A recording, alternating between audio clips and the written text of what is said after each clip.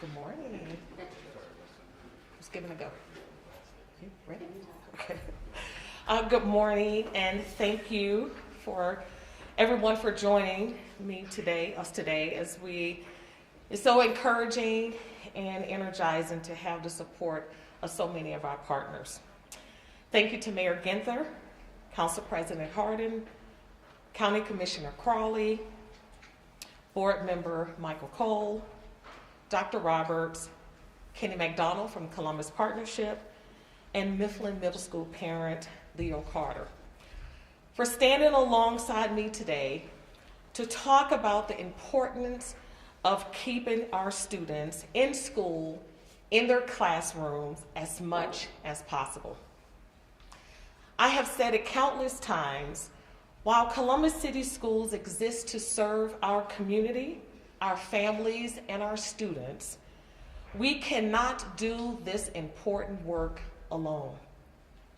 It takes an entire community, a city of partners, to come together, especially in critical times, to do what's best for kids. And what's best right now is being in person, in classrooms, to the greatest extent possible. Because we know that that's where students are safest.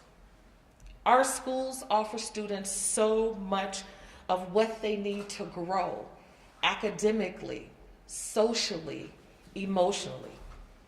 And that's due to our outstanding educators, principals, support staff that we have in our school buildings. What's happening in Columbus right now is not unique to Columbus.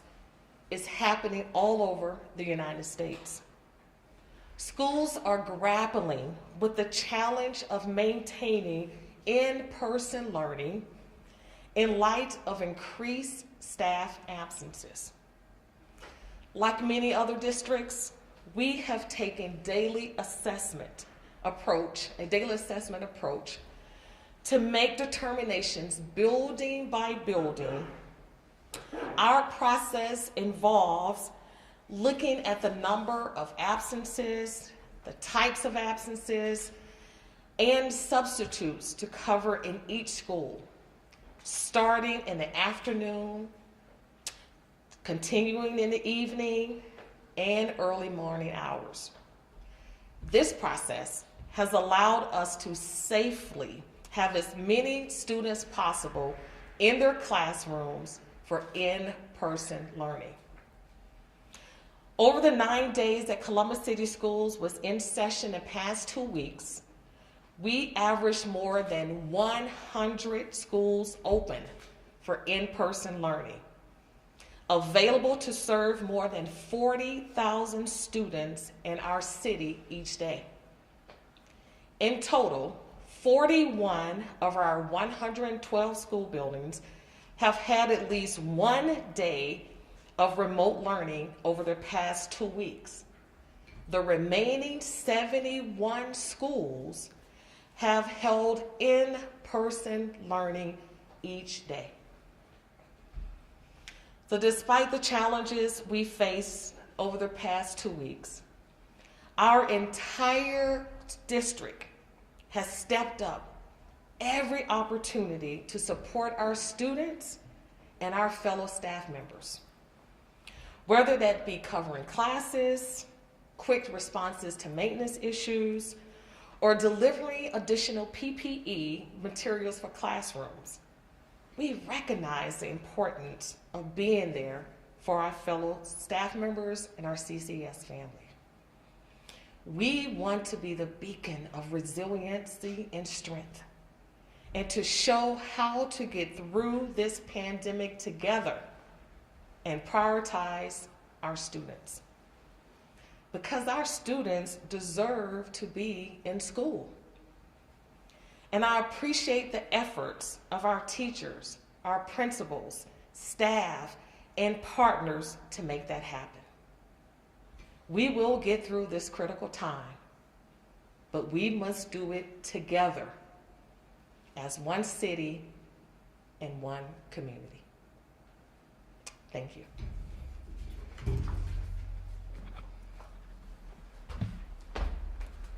Good morning or good afternoon, and thank you, Dr. Dixon, for those words. I want to thank this partnership here between City Hall, the county, and so many others who are vehement about supporting our young people, our children, being in a school building. As a parent in Columbus City Schools for the last 15 years, of a graduate student in 2020 and a soon-to-be graduating student this year, I know that there is no more productive and safer place during the day than for our children to be in school, for our children to be learning and bringing in the curriculum and the teaching, the instruction that they need to grow into productive citizens. At the end of the day, we want to ensure that our staff are safe, that we have effective transportation working, that we have buildings that are safe, warm, and dry. And we have been vigilant to that effect. We have. I want to ensure that this partnership shows its strength and its bond and what our district calls the power of one, Dr. Dixon, the power of one. The power of one community coming together to ensure that what is best for our children is put into effect. I'm thankful again for this partnership. I look forward to our continued support of each other and moving forward this power of one in Columbus City Schools that makes us a place that makes each student highly educated, prepared for leadership and service, and empowered for success as citizens in the global community. God bless you.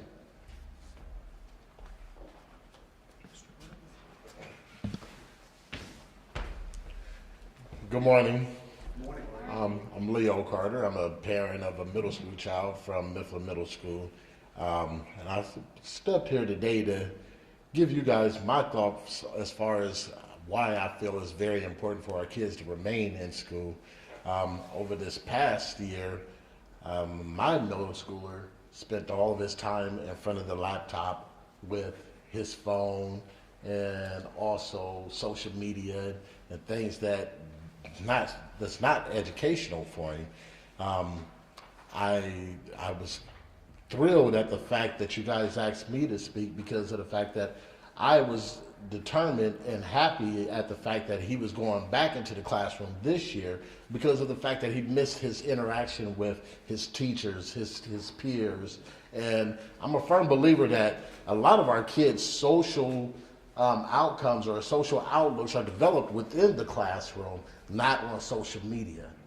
That's not what's important for our kids. And a lot of our kids aren't learning what they need to learn from being remote because they don't have that personal interaction. They can't just stop and ask the teacher, well, I'm not understanding. Can you help me? Can I stay after class and get some more? You know, that's being in that classroom and being able to get that extra, being able to ask the questions if you don't know. That's one of the big major things that my son and I go over. If you don't understand or you're not able to catch it, ask a question. Keep asking until you understand it. You can't do that if you're looking at that monitor and you can't speak directly to your educators. A lot of kids, I feel, that I've interacted with outside of school, school is actually their safe haven. Some children don't have it at home, that support system that's going to help them where they can get answers to questions that their parents unfortunately may not know. They can't get it directly from their parents. They need that classroom interaction. And the staff at Mifflin Middle School have been so convenient for me as a parent. I've been able to go to the school and ask questions myself for things that my son don't understand, as far as if he's need to be in the classroom today, or is this going to be another school year where he's not able to attend class all year long. With that being said, I'm so grateful to our teachers, our administrators, for being willing and able to get into these classrooms, not knowing what's going to happen as far as the COVID is concerned. They have no clue how this is going to affect them in the long run, because most of our educators aren't doctors and epidemiologists. We got to learn, they just like us, learning from the experts, but at the same time, they still got to maintain and continue to teach our children, who actually love and appreciates the guidance. A lot of them may not act like they like the guidance, but they do. They appreciate it. In the long run, we all wanted somebody to lead us in the right direction. And so with that being said, to Columbus Public Schools, Mayor Ginther, and all of those involved with educating my son, I'm grateful, and I hope that we can continue to keep them in the classroom. And with that, Mayor Ginther. Thank you, Mr. Carter. Thank you. pretty powerful, and that's why we wanted a parent to come. Mr. Carter and I realized we were both Dominion Middle School Blue Devils. We missed each other by a couple of years, but he went off to West and I to Whetstone, but we share that in common.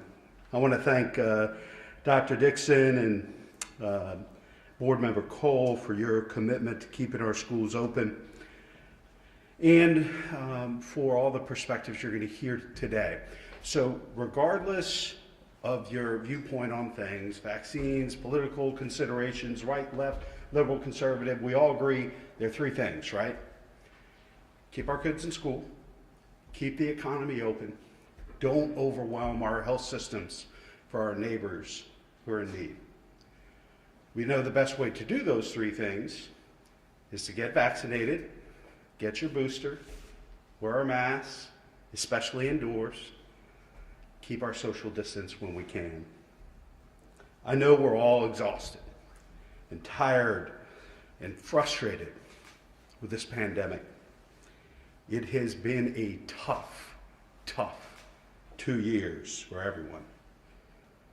Just ask a nurse or a doctor who have never, ever gotten a break. But our children have paid the highest price, suffering more than a year of remote learning. We know the toll it has taken on them, not just academically, but socially, mentally, and emotionally, as Mr. Carter spoke to. The Omicron variant has ramped up the number of cases, causing fear and uncertainty. But what we know is this: COVID-19 is here to stay. We must learn how to live with it. In the early days, almost 2 years ago, we knew little about the virus and we had no way to prevent it or treat it. Now we know that masks prevent the spread of the virus, especially surgical masks. Now we have a vaccine and boosters to stave off the worst infections and keep people out of the hospital. And we have promising treatments for those who do catch COVID. We, as a community, have a responsibility to our children to continue in-person learning because school is safe.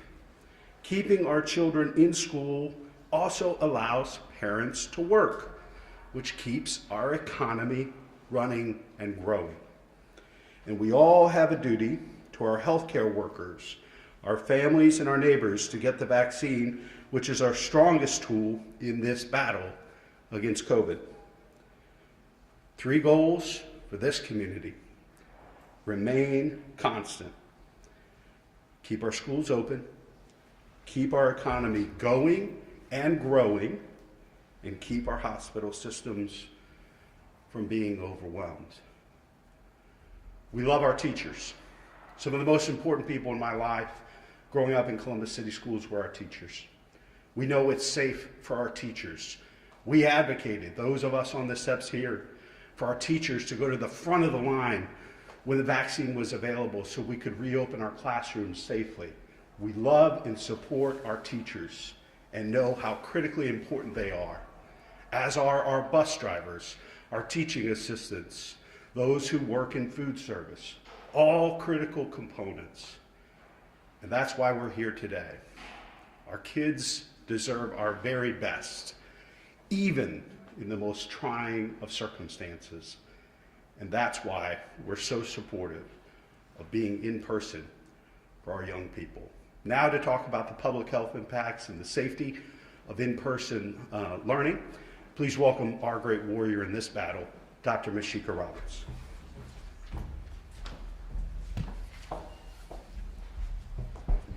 Thank you, Mayor. As the Mayor said, the last 2 years of this pandemic have been very difficult on all of us.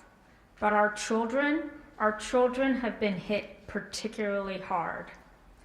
They have faced unprecedented changes and hardships unknown to us when we were children. Isolation, lost time with family and friends, missed activities, and educational changes and challenges. And with these challenges have come growing mental health issues that have been exacerbated or maybe are just starting to debut as a result of this pandemic. As we move into our third year of this pandemic, with unfortunately no end in sight, we must do what we can, what we're capable of, to provide children with the support, stability, and the tools they need to move through this pandemic. One of the best things we can do is keeping them in the classroom. Schools are essential. Kids belong in the classroom where they can learn, they can engage, and they can reach their maximum potential. We continue to know that kids should remain in the classroom with all the public health mitigation practices in place. And you heard the mayor say it. Masking for students, for teachers, for staff. Vaccines and boosters for all who are eligible. Staying home when you're sick. Washing your hands, enhanced cleaning of the schools, and social distancing when appropriate. Based on what we know today, transmission is occurring outside the classroom and in social settings.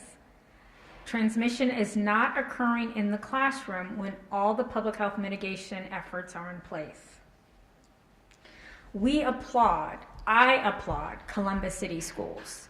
If you remember, it was early August, if I'm not mistaken, maybe even July of 2021, when the state had dismissed all the orders for schools to mask in the classroom. And Columbus City Schools was the first school district in the state that said, we will mask when we go back into the classroom.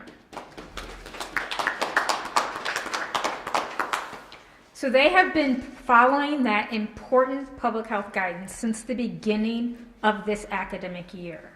And I can't thank Dr. Dixon and her team enough for stepping ahead and doing that. So kudos to you. But schools cannot do this alone, and that's why we're all here. They need all of us to help them, to help our community, to get our numbers down in our community. And so it's not just the schools, it's not just the teachers, it's not just the students. We all need to mask when we're indoors in public places. We all need to get vaccinated if we're eligible and get boosted if we're eligible. And we all need to stay home when we're sick.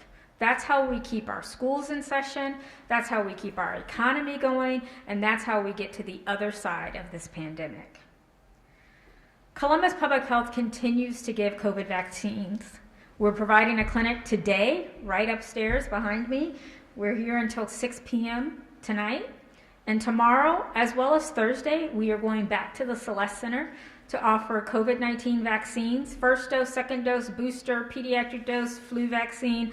Any vaccine you want for COVID or flu will be available at the Celeste Center Wednesday and Thursday of this week. And we will be there from 9 to 6 p.m. In addition to that, we offer 9 vaccine clinics throughout the week, whether it's here, one of our rec centers that we partnered with, or one of our community agencies. So COVID-19 vaccines are readily available in our community. You do not need an appointment. You do not need to pay for them. They are free, and you can walk into any of the Columbus Public Health vaccine clinics and get your vaccine. So that is not an excuse for someone not getting vaccinated. Vaccines, as you know, now are available to anyone who's 5 years of age and older. And then boosters are also available for many. We have partnered with Columbus City Schools. We have gone into the schools and provided the vaccine to the elementary kids, to the middle school kids, and to the high school kids. And so that has been a great partnership and a great success story. So we have made this available and will continue to make this vaccine available for all who are eligible. Columbus Public Health will continue to do our part. But I challenge everyone who's listening, we need you to do your part. And your part, again, includes masking, vaccinating, keeping your distance, and staying home when you're sick. So please, please join us. get vaccinated, wear the mask, stay home if you're sick, wash your hands. And please help us help Columbus City Schools so they can keep our kids. Yes, they're our kids. They're our community members. They're the future leaders of our community. We want them to go to school, to get educated, to be healthy, and to be safe. And they can do that best in the classroom where they belong. So with that, I'd like to pass this over to Council President Harden, and I thank you all for your attention. Thank you, Dr. Roberts. Thank you for hosting us, and thank you to you, your team, and all of those who have been working for 2 years straight to keep our communities safe. I want to say thank you to the mayor for pulling together this partnership, the power of one that School Board Member Cole talked about. And really, we come together to, one, say thank you. Thank you to the leadership of Columbus City Schools. Thank you to the bus drivers. Thank you to the teachers. Thank you to the parents. This is hard. This has been hard, but we are getting through it. Secondly, I want to say that just like we were 2 years ago when we realized that the safest thing for our kids to do were to close schools, we listened to the science, and it was a tough thing to do, but we followed the science and we did that. Fast forward 2 years now, knowing what we know now, having the mitigation tools that we have now, the science is saying that the safest place for you and our children to be is in schools. And so just like we had to follow the science at the beginning of this thing, it is that crucial that we follow the science today. I can't give you a better public health advice than Dr. Roberts, or give you our community better insight into what's happening in our schools than Dr. Dixon. But I can say this clearly, that schools should remain open, and we're going to get through this. Early hotspots like New York City are now seeing declining positivity rates and overall case counts. And this doesn't mean that folks in New York or folks right in here in Columbus can relax. It's the opposite. We have to continue to do the things that work: the face mask, the vaccinations, the social distancing when we can. But our community will get through this, and we will get through this together. To wrap up, just have a couple asks. First, to Central Ohio communities, Columbus has a mask mandate for public spaces.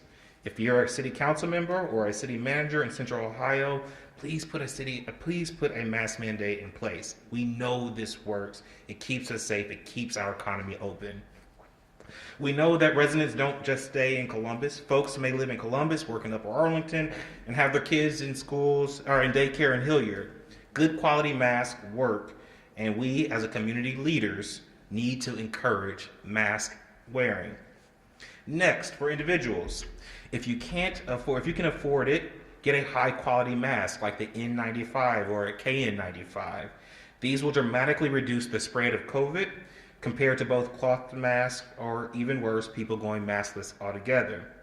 Second, I think this is the most important thing, if you are eligible, please get vaccinated. Dr. Roberts just said this, if eligibility is 5 and older in the city of in our community, please get vaccinated. We're making every opportunity available so that you can do so. Again, we're so appreciative to the folks who are working to keep us safe. We can fight this thing, and we can do it together. With that, I'd like to invite up my friend and the president of the Franklin County Commission, Commissioner Erica Crawley.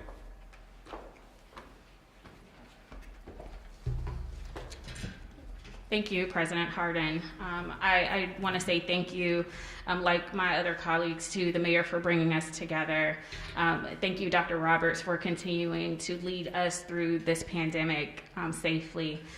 Thank you, Dr. Dixon and Board Member Cole, for your leadership. We know that you have tough decisions to make, and it's not easy, but you make them anyways, in keeping our children and our community at the forefront.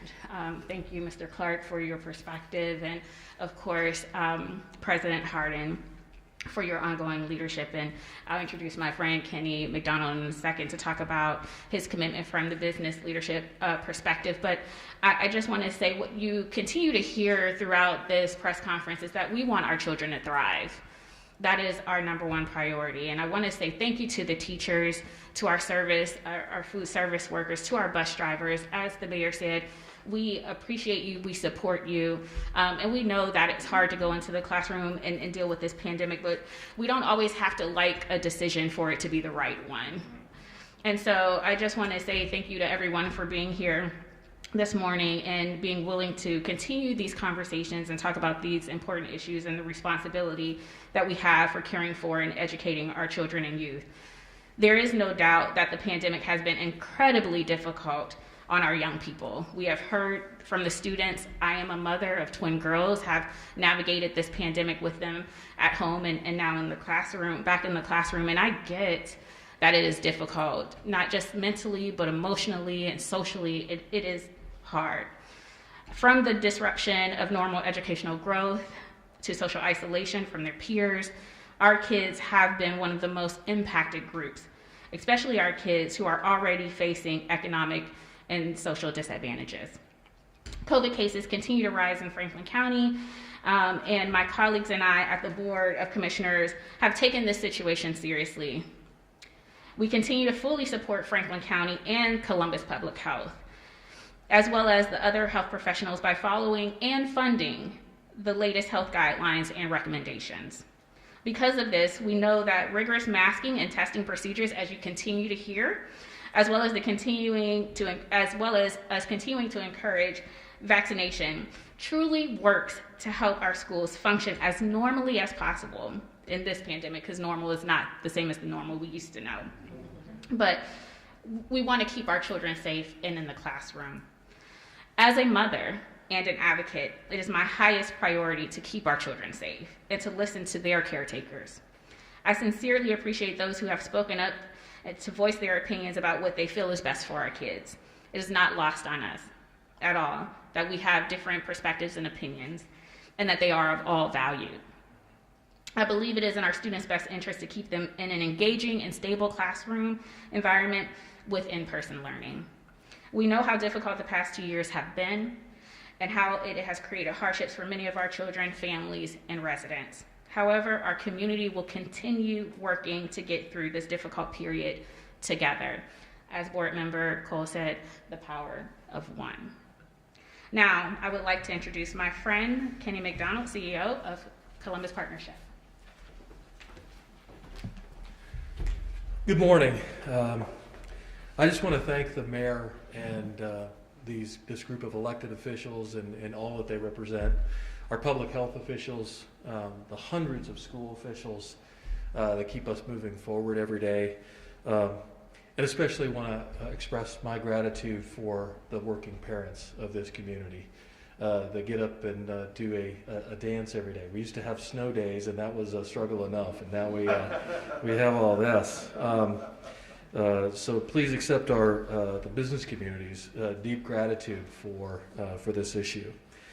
The past 2 years have reinforced the centrality of schools to our community and to our society, and then finally to a functioning economy. And never have we maybe understood that to the depths that we do today. Labor force participation has been a huge challenge. It's a challenge to keep restaurants open, supply chains working, and honestly our cities functioning because of this labor force participation that continues to dwindle.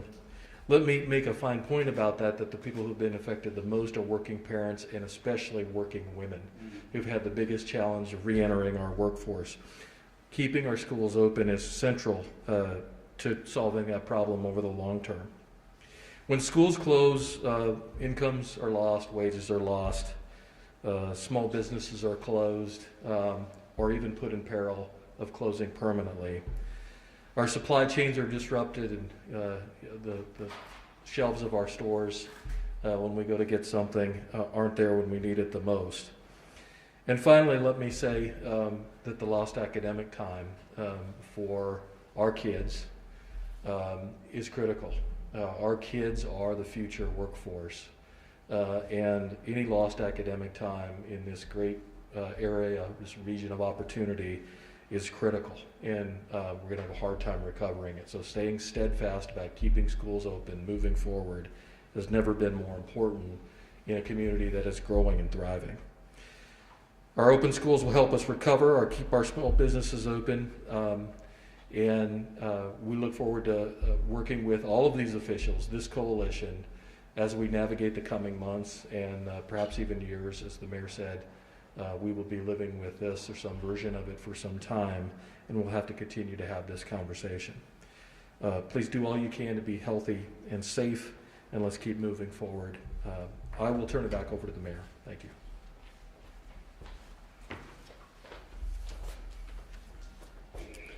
Thank you, Kenny, and thank you for all of our speakers here today. And again, we know from a public health standpoint, from a community standpoint, that the safest and healthiest place for our young people to be is in the classroom with teachers, with all the mitigation efforts that have been put in place by Dr. Dixon and her team under the advisement and guidance of Dr. Roberts and her team. These things are absolutely critical. And again, regardless of where you stand on any number of issues and worldviews, we know we all share these three things in common. Keep our schools open, keep our economy going and growing, and making sure that our health systems are able to care for our neighbors when they need it the most.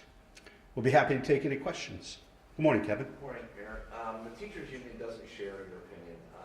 2,000 some odd teachers said they like a 2-week pause. There seems to be an impasse between what you're saying and what the teachers are saying. How do we resolve that?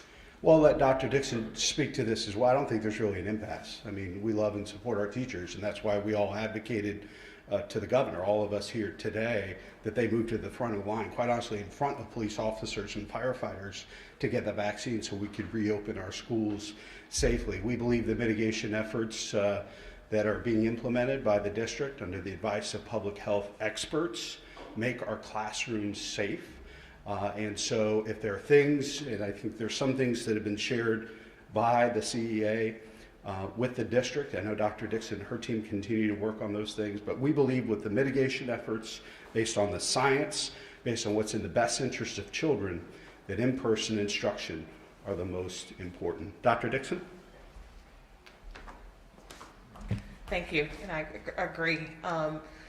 We understand that there are concerns from many people, and we have those mitigation strategies in place.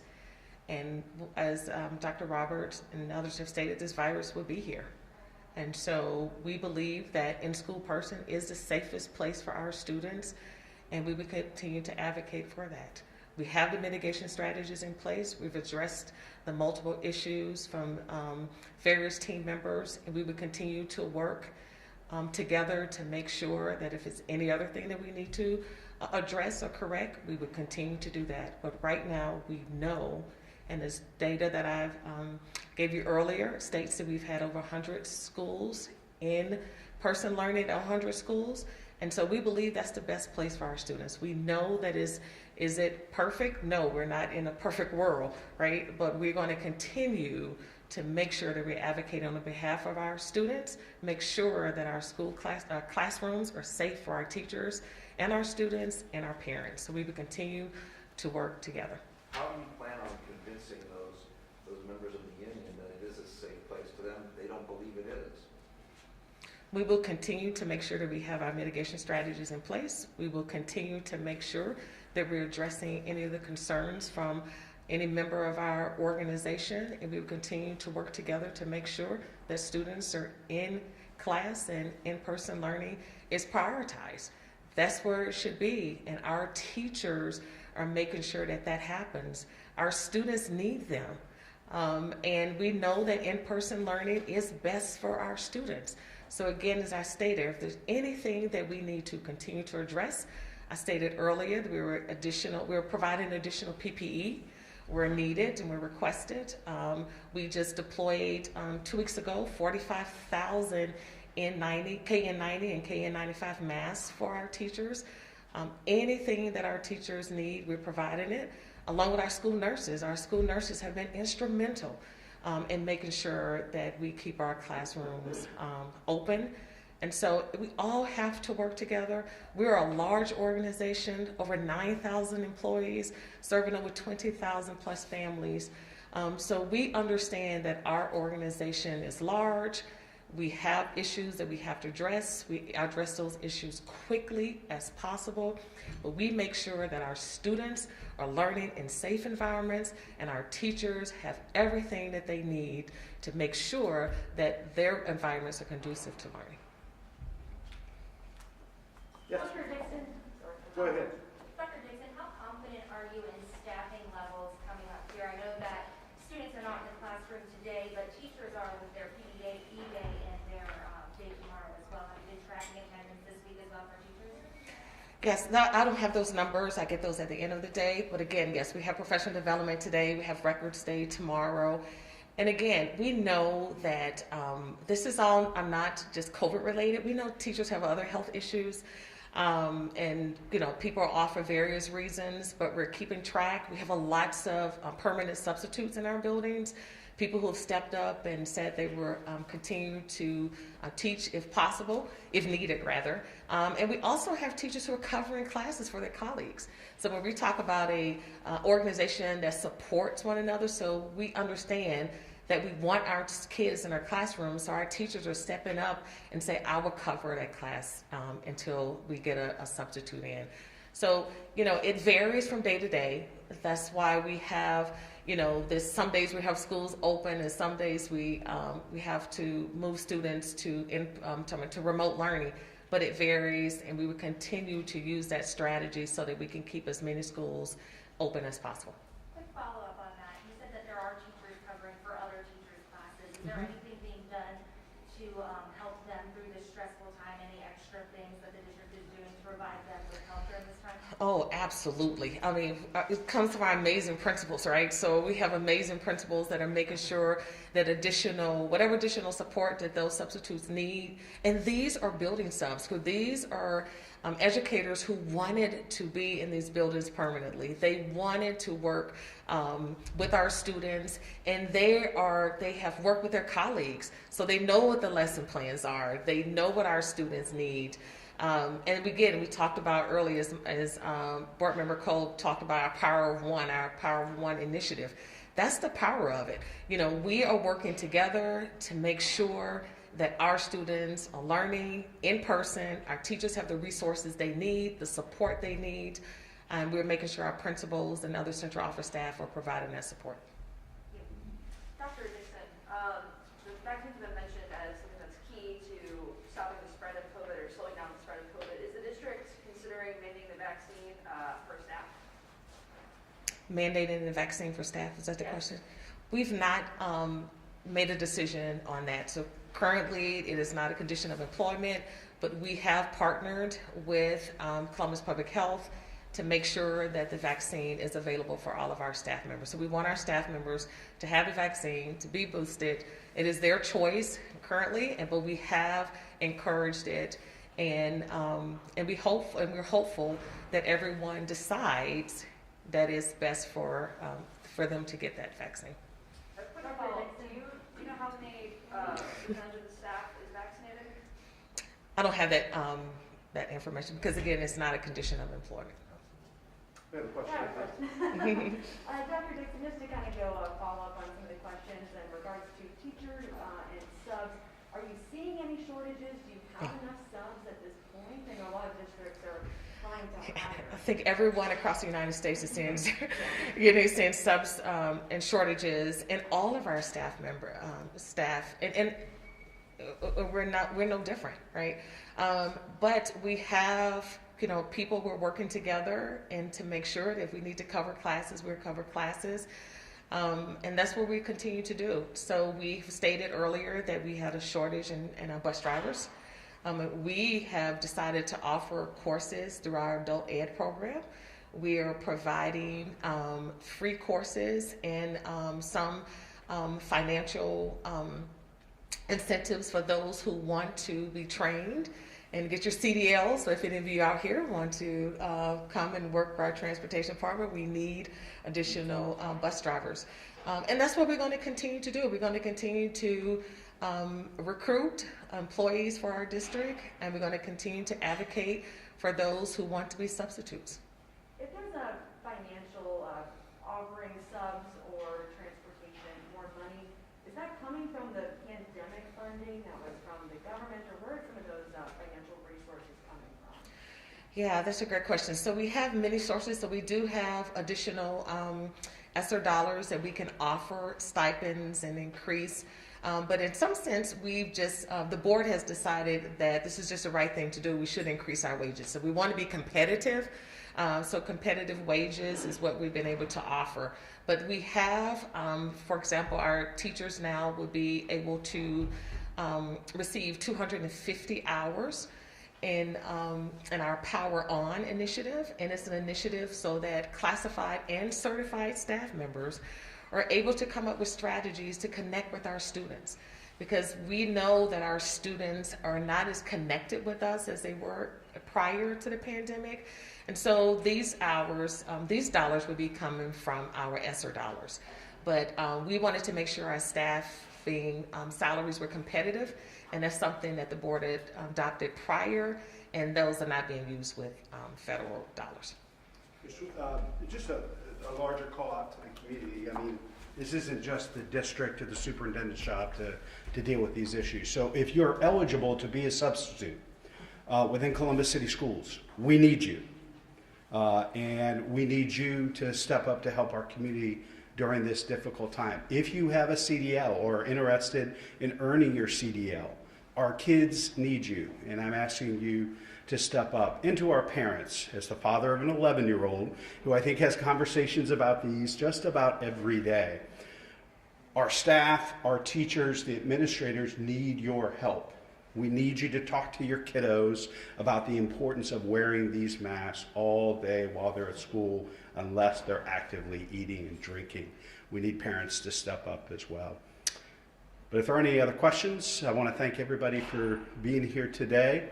We'll have folks stick around if you all want to